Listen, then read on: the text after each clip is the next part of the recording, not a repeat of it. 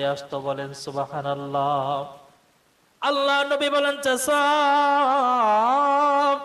আপনি আমার সম্পর্কে আর কি জানেন একটু জলদি করে জানিয়ে দেন।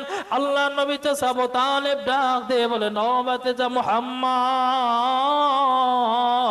তোমার মা আরো জানিয়ে দিয়েছে, তোমার মা যখন তোমাকে নিয়ে, তোমাকে পেটে নিয়ে গর্ভে নিয়ে যখন রাস্তা দিয়ে হেঁটে যাইতো, তোমার মা বলেছে রাস্তার দুই পাশের গাছগুলো তোমার মায়ের পায়ের সামনে এসে মাথা নত করে সালাম জানাইতো। আল্লাহ নবী বলেন, ও চাচা আপনি আমার সম্পর্কে আর কি জানেন একটু জলদি করে জানিয়ে দেন। আল্লাহ নবী চাচা আবু তালেব ডাক দিয়ে বলেন, মুহাম্মদ, অন্যান্য সন্তানরা যখন মায়ের গর্ভের মধ্যে থাকতো, তারা তাদের মায়ের পেটের মধ্যে লাথি দিয়ে অনেক কষ্ট দিত, কিন্তু তোমার মা বলেছে যতদিন পর্যন্ত তোমাকে তোমার মা গর্ভে ধারণ করেছে, একদিনের জন্য, এক মুহূর্তের জন্য তুমি তোমার মায়ের পেটের মধ্যে একটাও লাথি দিয়ে কষ্ট দাও নাই। আল্লাহ নবী ডাক দিয়ে বললেন, চাচা আপনি আমার সম্পর্কে আর কি জানেন জলদি জানিয়ে দেন। আল্লাহ নবী চাচা আবু তালেব ডাক দিয়ে বলেন, নাই ভাতিজা মুহাম্মদ, তোমার মা বলেছে, তোমার মা জানিয়ে দিয়েছে, অন্যান্য সন্তানরা যখন ভূমিষ্ঠ হয়, মায়েদের পেটের মধ্যে থেকে দুর্গন্ধযুক্ত অনেক রক্ত বের হয়, কিন্তু তুমি যখন দুনিয়াতে ভূমিষ্ঠ হইলা, তোমার মা বলেছে দুর্গন্ধ হওয়া তো দূরের কথা, আমার সন্তান মুহাম্মদ যখন দুনিয়াতে ভূমিষ্ঠ হয়, সঙ্গে সঙ্গে আমার গোটা ঘর তা মিশকে আম্বারের মতো সুগন্ধে পরিণত হয়ে গেছে। আল্লাহ নবী ডাকতে বলেন, ভাতিজা মো চাচা আপনি আমার সম্পর্কে আর কি জানেন একটু জলদি করে জানিয়ে দেন। আল্লাহ নবী চাচা আবু তালেব ডাক দিয়ে বলেন, ভাতিজা মুহাম্মদ, তোমার মা আরো বলেছে তুমি যখন দুনিয়াতে ভূমিষ্ঠ হইলা, অন্যান্য বাচ্চারা দুনিয়াতে ভূমিষ্ঠ হওয়ার সঙ্গে সঙ্গে কান্নাকাটি শুরু করে দেয়, কিন্তু তোমার মা বলেছে তুমি দুনিয়াতে ভূমিষ্ঠ হওয়ার সঙ্গে সঙ্গে মাটিতে পড়ার সঙ্গে সঙ্গে তুমি সিজদার মধ্যে চলে গেছো, এরপরে সিজদা থেকে উঠে আত্তাহিয়াত উসরতে বসছো, এরপর তুমি শাহাদাত আঙ্গুলি আসমানের দিকে তুলে দিয়েছো, শাহাদাত আঙ্গুলি আসমানের দিকে তুলে দিয়ে তুমি কি জানো মনে মনে বিড়বিড় করে পড়লা।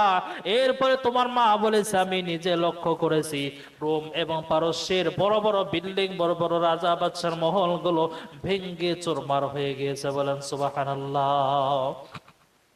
আল্লাহ নবী যখন দুনিয়াতে ভূমিষ্ঠ হয়, তখন দুনিয়ার মধ্যে ওই সময় যত মানুষ ছিল সমস্ত মানুষ খুশিতে আত্মহারা, এমনকি আকাশের পাখিরা পর্যন্ত খুশিতে আত্মহারা, কাবা শরীফ পর্যন্ত খুশিতে আত্মহারা। আল্লাহ রাব্বুল আলামিন যেই মুহূর্তে বিশ্ব নবীকে দুনিয়াতে ভূমিষ্ঠ করে দিলেন, ওই মুহূর্তে দুনিয়াতে সমস্ত অন্ধকার দূরীভূত হয়ে আলোর মশাল নিয়ে বিশ্ব নবী এই ধরার বুকে আগমন করেছেন। আকাশেরই তারা গলে ঝিলিমিলি ঝিলিমিলি জ্বলছে, ডালে ডালে ফুলগুলি সৌরভে দুলছে, রাসূল এসেছে, হাবিব এসেছে, রাসূল এসেছে, হাবিব এসেছে। আকাশেরই তারা গুলি ঝিলিমিলি ঝিলিমিলি জ্বলছে, ডালে ডালে ফুলগুলি সৌরভে দুলছে, রাসূল এসেছে, হাবিব এসেছে, রাসূল এসেছে, হাবিব এসেছে। আরব দেশে কাবার পাশে মানবের মহামানব এসেছে, আরব দেশে কাবার পাশে মানবের মহামানব এসেছে, আমিনার কোলে চন্দ্র জলে পাখিরা ডালে ডালে গান ধরেছে, রাসূল এসেছে, হাবিব এসেছে, রাসূল এসেছে, হাবিব এসেছে, নবী এসেছে, হুজুর এসেছে, রাসূল এসেছে, হাবিব এসেছে। বলেন মারহাবা। বিশ্বনবীর আদর্শ, কেমন আদর্শ নবী আমরা পেয়েছি। যেই নবী মক্কাতে ভূমিষ্ঠ হওয়ার সঙ্গে সঙ্গে, যেই মক্কার নাম ছিল বাক্কা, সঙ্গে সঙ্গে মক্কার দাম বেড়ে সেই বাক্কার নাম হয়ে গেল মক্কা। যখন বিশ্বনবী মদিনার জমিনে পদার্পণ করলেন, এই মদিনার নাম ছিল আগে ইয়াসরিব, বিশ্বনবীর বরকতে সেই মদিনার নাম হয়ে গেল ইয়াসরিব থেকে সোনার মদিনা। বিশ্বনবীর ছোঁয়া পাওয়ার কারণে অন্ধকারের মানুষগুলো অন্ধকার থেকে আলোর পথে এসে সাহাবায়ে কেরামরা তারা সোনার মানুষে পরিণত হয়ে গিয়েছে।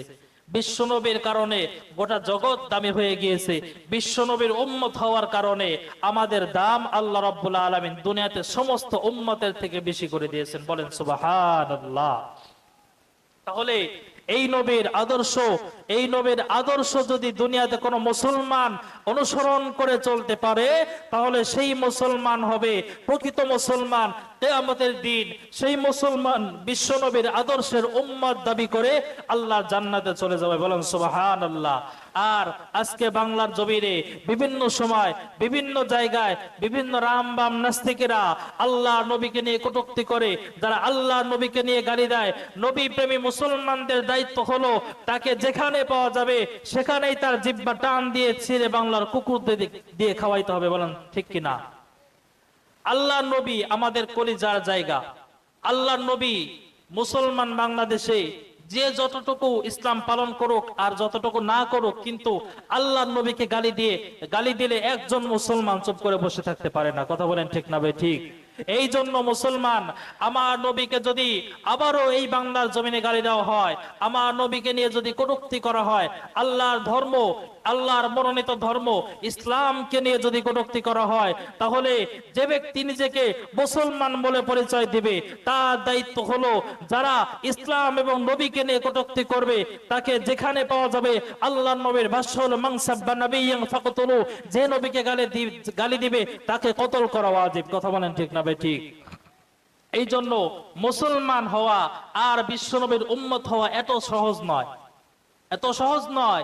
বিশ্বনবীকে গালি দিবে আর আপনি শীতের মধ্যে কম্বল মুড়ি দিয়ে ঘুমাইবেন আর জান্নাতে চলে যাবেন, এত সহজ নয় জান্নাতে যাওয়া। বিশ্বনবীর জন্য জীবন দিতে যারা প্রস্তুত তাদের জন্যই আল্লাহ রাব্বুল আলামিন দুনিয়াতে রেখেছেন সফলতা, এবং তাদের জন্যই আল্লাহ রাব্বুল আলামিন কিয়ামতের দিন জান্নাত বরাদ্দ করে রেখেছেন। বিশ্বনবীর উম্মত হওয়া এত সহজ নয়। এই জন্য আমার আল্লাহ রাব্বুল আলামিন ডাক দিয়ে বলেন, ও দুনিয়ার মানুষ, তোমাদেরকে আমি আল্লাহ সৃষ্টি করে একা পাঠিয়ে দেই নাই, তোমাদের জন্য আমি আল্লাহ রাব্বুল আলামিন একজন রাসূল সৃষ্টি করে পাঠিয়ে দিয়েছি। এই রাসূলকে যারা যে বান্দা ব্যক্তি জীবনে রাসূলের আদর্শ মেনে চলবে তার ব্যক্তি জীবন ধন্য হয়ে যাবে। যে ব্যক্তি তার পারিবারিক জীবনে রাসূলের আদর্শ বাস্তবায়ন করতে পারবে তার পারিবারিক জীবনটা ধন্য হয়ে যাবে। যে ব্যক্তি সমাজের মধ্যে বিশ্বনবীর আদর্শ বাস্তবায়ন করতে পারবে তার সমাজটা ধন্য হয়ে যাবে। আর যারা বাংলার বিভিন্ন জায়গায় যারা ইসলাম অনুযায়ী যারা আল্লাহর নবীর আদর্শ বাস্তবায়ন করতে পারবে, আমার গোটা বাংলাদেশটাও সঙ্গে সঙ্গে সোনার দেশেই পরিণত হয়ে যাবে। করেন সুবহানাল্লাহ। এই জন্য আমার নবীকে, বিশ্ব নবীকে আল্লাহ রাব্বুল আলামিন পবিত্র কোরআনুল কারীমের মধ্যে দুনিয়ার জন্য সমস্ত মানুষ, সমস্ত পশু পাখি সব কিছুর জন্য রহমত হিসেবে প্রেরণ করেছেন। আল্লাহ রাব্বুল আলামিন বলেন, যারা বিশ্ব নবীর আদর্শ অনুসরণ করে চলতে পারবে আমি আল্লাহ রাব্বুল আলামিন তার দুনিয়া এবং আখিরাত উভয় জাহানে তাকে কামিয়াবি দান করে দেব। এই জন্য যারা দেখবেন বিশ্বনবীর আদর্শ নিজের জীবনে আছে, বিশ্বনবীর আদর্শ পারিবারিক জীবনে আছে, বিশ্বনবীর আদর্শ সামাজিক জীবনে আছে বিশ্বনবীর আদর্শ, অর্থনৈতিক জীবনে আছে বিশ্বনবীর আদর্শ, রাষ্ট্রীয় জীবনে আছে বিশ্বনবীর আদর্শ, আন্তর্জাতিক জীবনে আছে। সেই জায়গাতে যারা এই কাজগুলো প্রত্যেকটা ক্ষেত্রে বাস্তবায়ন করতে পারবে, প্রত্যেকটা ক্ষেত্রে যারা বিশ্বনবীর আদর্শ বাস্তবায়ন করতে পারবে, তাদের অন্তরের মধ্যে সব সময় একটা চিন্তাই থাকে, মদিনা, মদিনাওয়ালা, মদিনাওয়ালা। কথা বলেন ঠিক না ভাই? ঠিক। আহা, মদিনা কত মধুর। যারা যারা একবার মদিনায় গিয়েছে তাদের মনটা চায় বারবার মদিনায় যাওয়ার জন্য। ধনী হোক গরিব হোক, প্রত্যেকটা মানুষের অন্তরের একটা তামান্না, একটা চাহিদা, জীবনে একটা বার হইলেও যেন সেই বিশ্বনবীর আদর্শের জায়গা, সেই বিশ্বনবীর আদর্শ যেই রাষ্ট্র বিশ্বনবী কোরআন দিয়ে কায়েম করেছেন, সেই রাষ্ট্রে যাওয়ার জন্য প্রত্যেকটা মুসলমানের মন চায়। এই জন্য যারা প্রকৃত মুসলমান, যাদের অন্তরের মধ্যে মদিনাওয়ালার ভালোবাসা রয়েছে, তাদের মনটা, বা তারা বাংলাদেশে থাকলেও তাদের মনটা সবসময় সেই মদিনায় গিয়ে পড়ে থাকে। কথা বলেন ঠিক না ভাই? ঠিক। মদিনা কত দূর, কি সকাল কি দুপুর, মদিনা কত দূর, কি সকাল কি দুপুর, ভাবিয়া দিন যেন যায় কি যে করিতাম, হায়রে ভাবিয়া দিন যেন যায় কি যে করিতাম, বারবার মন চায় মদিনা যাইতাম আমরা, বারবার মন চায় মদিনা যাইতাম। মদিনায় শুয়ে আছে মোর নবীজি, ডানা যদি থাকতো উড়াল দিতাম। মদিনায় শুয়ে আছে মোর নবীজি, ডানা যদি থাকতো উড়াল দিতাম। ঘর বাড়ি সংসার নাই আমার দরকার, ঘর বাড়ি সংসার, ঘর বাড়ি সংসার নাই আমার দরকার, একবার যদি মর নবীরে পাইতাম আমরা, একবার যদি মর নবীরে পাইতাম, বারবার মন চায় মদিনা যাইতাম আমরা, বারবার মন চায় মদিনা যাইতাম। আল্লাহ আমাদের সবাইকে মদিনায় যাওয়া তৌফিক দান করুক, সকলে বলে আমিন। আর যারা দেখবেন বিশ্বনবীর আদর্শ নিজের জীবনেও নাই, বা পারিবারিক জীবনেও নাই, সামাজিক জীবনেও নাই, রাষ্ট্রীয় জীবনেও নাই, আন্তর্জাতিক জীবনেও বিশ্বনবীর আদর্শ নাই, তারা দেখবেন সবসময় বিশ্বনবীর আদর্শের কথা যখন তাদের সামনে বলবেন, তাদের সামনে কেমন যেন তাদের গায়ে জ্বালা ধরে যায়, মনে হয় যেন তাদের গায়ে আগুন ধরিয়ে দেওয়া হয়েছে। কথা বলেন ঠিক না ভাই? ঠিক। এই জন্য আমরা দেখেছি গত 15-16 বছর যারা দেশ চালিয়েছে, যখন এই বিশ্বনবীর আদর্শের রাজনীতির কথা বলা হয়েছে, যখন এই বিশ্বনবীর আদর্শ মতো দেশ পরিচালনা করার কথা বলা হয়েছে, যখন যারাই এই কথাগুলো বলেছে তাদেরকেই তখন তারা সঙ্গে সঙ্গে জেলের মধ্যে ভরেছে। কথা বলেন ঠিক না ভাই? ঠিক। এই জন্য আমরা এটাও দেখেছি যে গ্রামের মেম্বার, চেয়ারম্যান থেকে শুরু করে ছোট নেতা, পাতি নেতা, বড় নেতা, ছোট নেতা খাতা যা আছে সব নিজের পিঠ বাঁচানোর সুযোগ পায় নাই। কথা বলেন ঠিক না ভাই? ঠিক।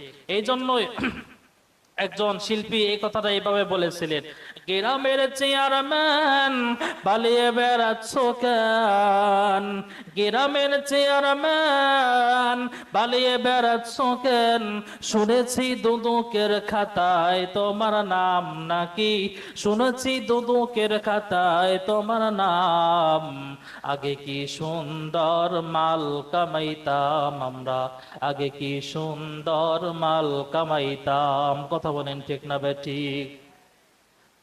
তারা এভাবেই কিন্তু মাল কামাইতো। দেখবেন করোনার সময়, বিভিন্ন দুর্যোগের সময়, বিভিন্ন অসুবিধা যখন আমার বাংলাদেশে দেখা দিয়েছে, ওই সময় রাষ্ট্রীয়ভাবে বাংলাদেশের সমস্ত গরিব অসহায় মানুষদের জন্য ত্রাণ, বিভিন্ন সুযোগ সুবিধা দেওয়া হয়েছে।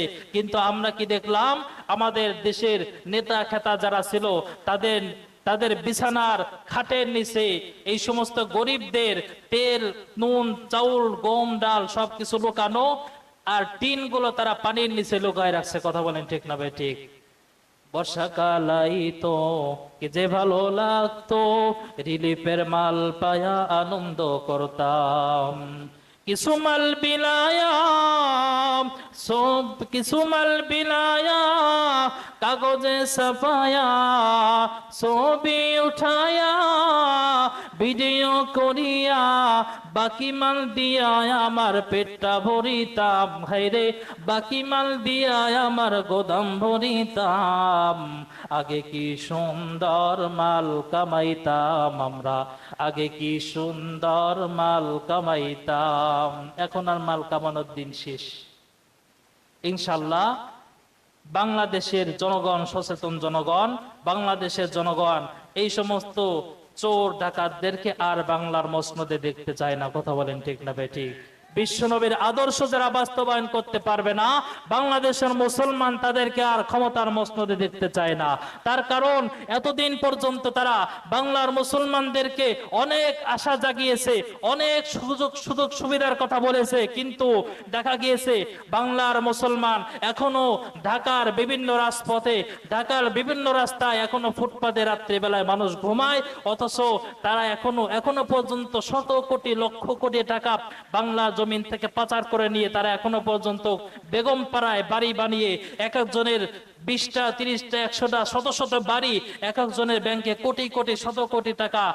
এই এখন তারা এই টাকাগুলো বাংলাদেশ থেকে বাংলার মানুষদের টাকাগুলো মেরে নিয়ে চুরি করে পাচার করে তারা বিদেশে গিয়ে এখনো আরামে আয়েশ করে জীবন পার করে। কথা বলেন ঠিক না ভাই ঠিক?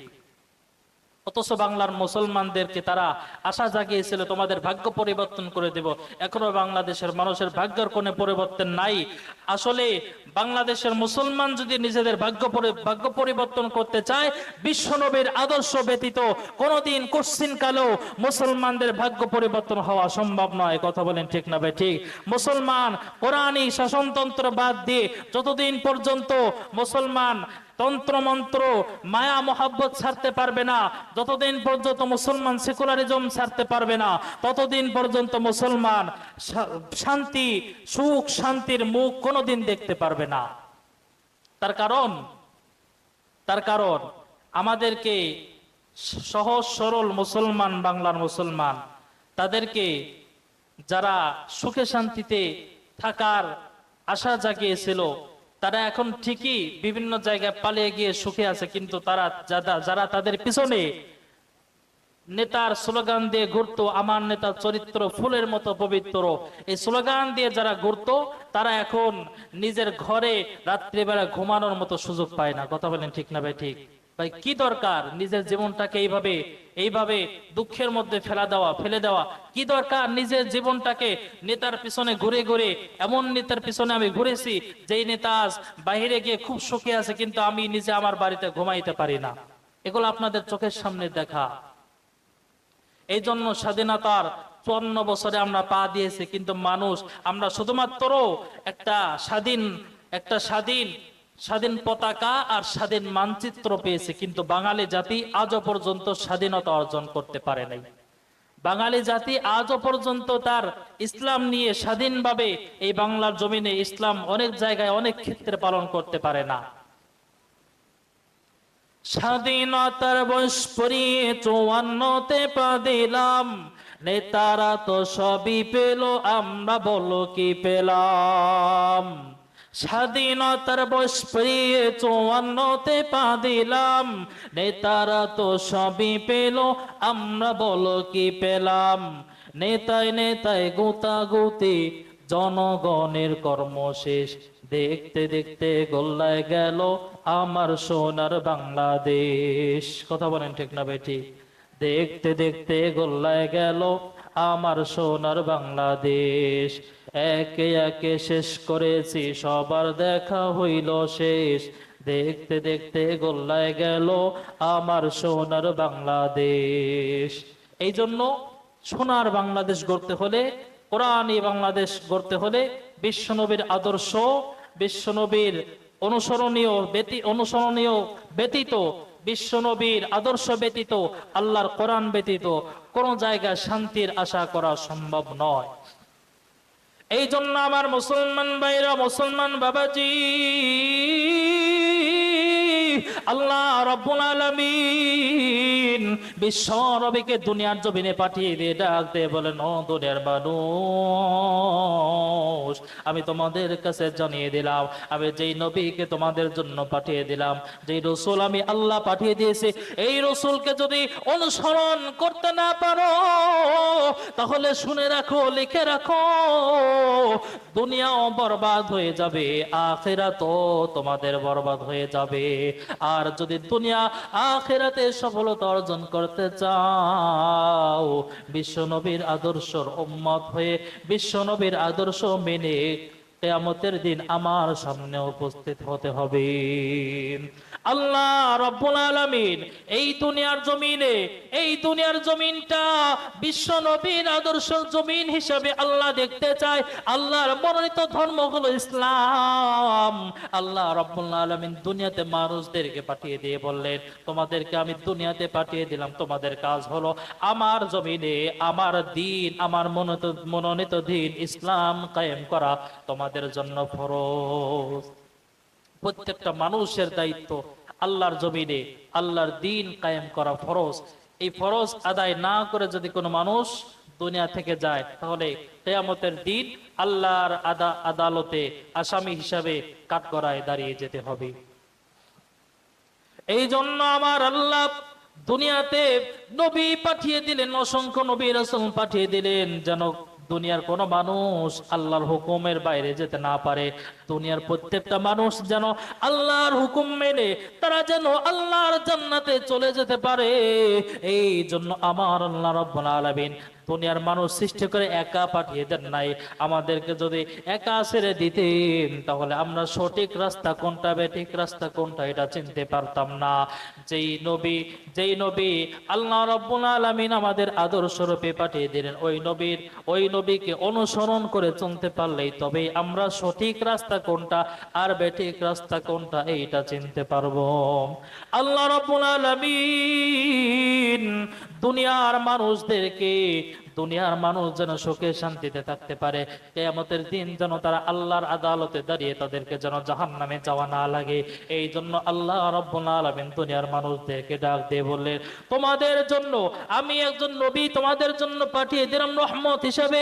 এই নবী মানুষের জন্য রহমত, এই নবী মুসলমানের জন্য রহমত, এই নবী বেঈমানদের জন্য রহমত, এই নবী ইহুদি খ্রিস্টান হিন্দু বৌদ্ধদের জন্য রহমত, এই নবী পশু পাখির জন্য রহমত, এই নবী গাছপালা পশু পাখি তরুলতা সব কিছুর জন্য রহমত।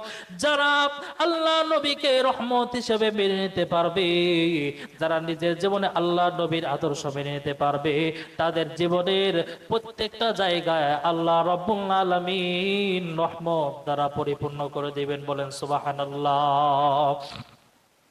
আল্লাহ রাব্বুল আলামিন এই জন্য বলেন আমার নবী কেমন রহমত। আমি একটা হাদিস বলবো, খুব খেয়াল করে শুনবেন।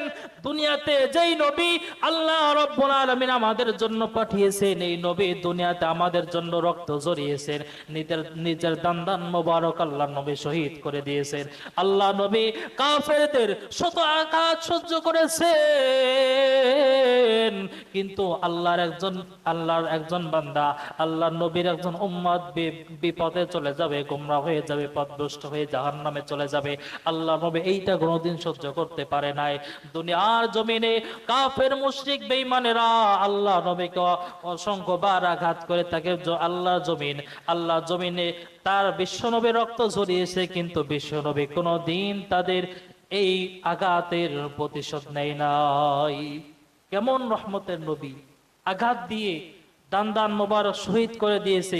আল্লাহ নবীর রক্তে গোটা জমিন রঞ্জিত, কিন্তু একটাবারের জন্য নবী তাদের থেকে প্রতিশোধ গ্রহণ করার চিন্তা করে নাই।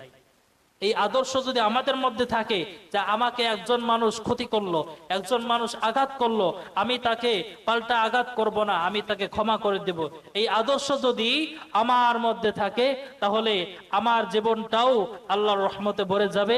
আমি কোনোদিন বিপদগামী হব না। যে ব্যক্তি আমাকে আঘাত করেছে তারও মনের মধ্যে আল্লাহ এই চিন্তা ঢেলে দিবেন যে আমি যাকে অন্যায়ভাবে আঘাত করলাম, যার ক্ষতি করলাম, সে তো আমার কোনো ক্ষতি করছে না, কাজেই আমার আঘাত করাটা মনে হয় অন্যায় হয়েছে। আল্লাহ রাব্বুল আলামিন তার অন্তরের মধ্যে এমন একটা ইশারা দিয়ে দিবেন, সে নিজ থেকে সে আপনার কাছে ক্ষমা চেয়ে যাবে।